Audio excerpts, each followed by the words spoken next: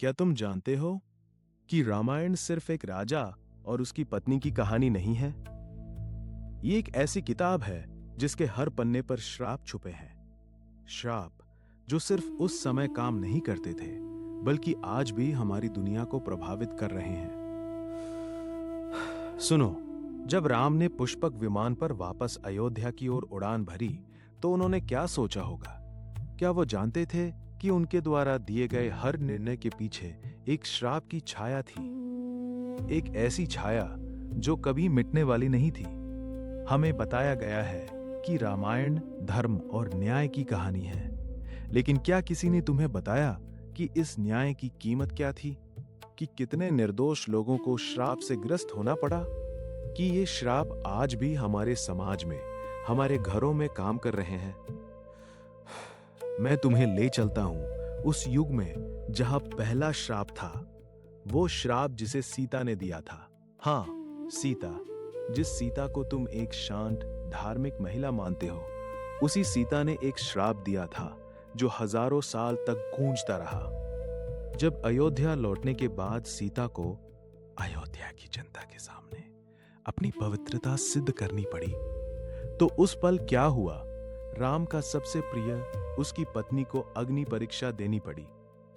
और जब सीता उस अग्नि से निकली, तो उनकी आंखों में क्या था?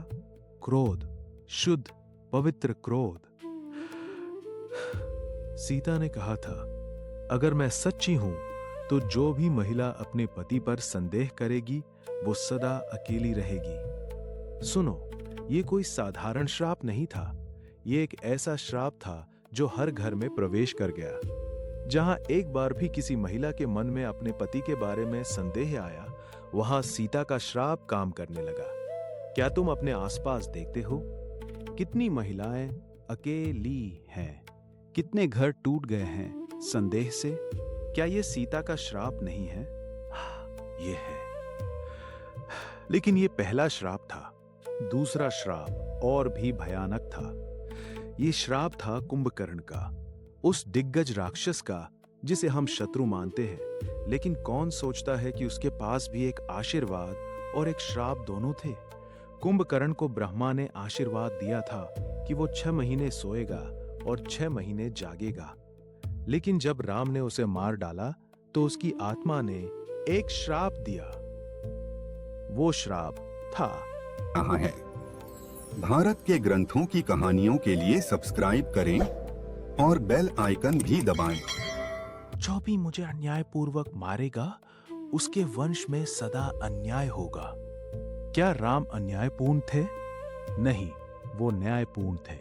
लेकिन कुंभकर्ण की दृष्टि से क्या वो अन्यायपूर्ण नहीं थे? और ये श्राप आज भी काम कर रहा है। हर जगह जहां सत्ता में अन्याय है, वह कुंभकर्ण का श्राप है। तीसरा श्राप और भी गहरा था। ये श्राप था रावण के पूरे वंश का। जब राम ने रावण को मारा, तो भगवान शिव स्वयं प्रकट हुए। और उन्होंने क्या कहा? शिव ने कहा था, रावण के वंश में से कोई भी आत्मा कभी मुक्ति नहीं पाएगी। ये शिव का श्राप तक था, महादेव स्वयं का श्राप। और ये श्राप आज भी है। हर जगह जहां अहंकार है, जहां दुर्गति है, वहां शिव का ये श्राप काम कर रहा है। लेकिन चौथा श्राप सबसे रहस्यमय था। ये श्राप था नल और नील का। क्या तुम जानते हो कि नल और नील कौन थे? वो 2 वानर थे जिन्होंने राम के लिए लंका तक एक पुल बनाया था। समुद्र पर एक पुल। लेकिन उस पुल का निर्माण केवल एक पुल नहीं था, ये एक अभिशाप का संरचना था। क्योंकि नल और नील को पता था कि ये पुल बनाने से पहले समुद्र में एक श्राप छिपा था। एक ऐसा श्राप जो पूरी सृष्टि को डुबा सकता था। लेकिन उन्होंने क्या किया? उन्होंने वो पुल बना दिया। और उस पल से लेकर आज तक समुद्र उस श्राप से ग्रस्त है। क्या तुम नहीं देखते समुद्र कितना क्रोधित है?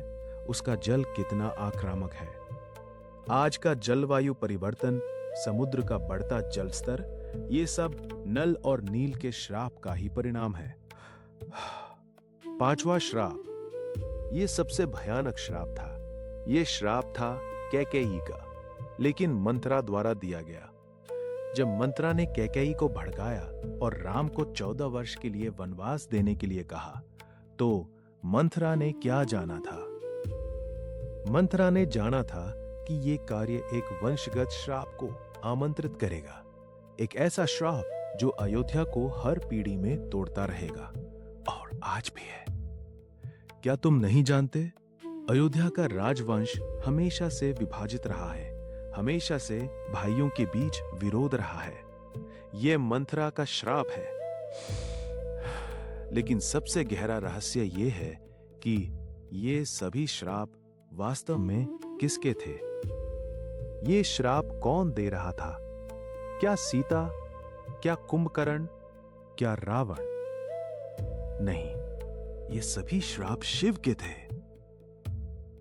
महादेव स्वयं। शिव ने राम के हर कदम पर श्राप बिखेर दिए थे, क्योंकि शिव को पता था कि राम का वो न्याय कितना अन्यायपूर्ण होगा, कि राम के शासन में, उसके निर्णयों में कितनी त्रासदी छिपी होगी। और इसलिए शिव ने वो श्राप दिए ताकि दुनिया को याद रहे कि न्याय कभी पूर्ण नहीं हो सकता, कि हर निर्णय के पीछे एक पीड़ा है, कि हर विजय के पीछे एक हार है, कि हर राम के पीछे एक शिव का श्राप है। तो अब बताओ, क्या रामायण सिर्फ एक कहानी है, या क्या ये एक श्रापों की पुस्तक है जो हमें हर दिन बताती है कि दुनिया कितनी गहरी अंधकार में है? लेकिन रुको, अगले एपिसोड में मैं तुम्हें बताऊंगा कि शिव के इन श्रापों का वास्तविक उद्देश्य क्या था, कि क्यों शिव ने रामायण को एक श्रापों की सिम्फनी बना दिया, और सबसे महत्वपूर्ण, क्या आज भी इन श्रापों से बचा जा सकता है? सब्सक्राइब करो, क्योंकि अगली एपिसोड की खोज तुम्हारा जीवन बदल देगी।